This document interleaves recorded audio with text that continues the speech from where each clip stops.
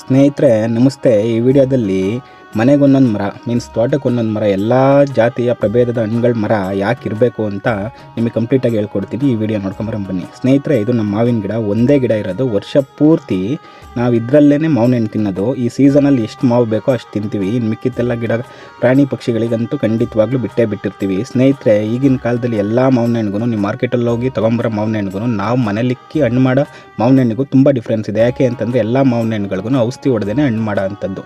ನೋಡಿ ಸ್ನೇಹಿತರೆ, ಇದು ಪಪ್ಪಾಯನೂ ಅಷ್ಟೇ ನಮ್ಮ ಮನೆಯಲ್ಲೇ ನಾವೇ ನಮ್ಮ ಗಿಡದಲ್ಲೇ ಬಿಟ್ಟು ಅದು ಫುಲ್ ಹಣ್ಣಾದಾದ್ಮೇಲೆ ನಾವು ಕಿತ್ಕೊಂಡು ತಿನ್ನೋ ಅಂಥದ್ದು.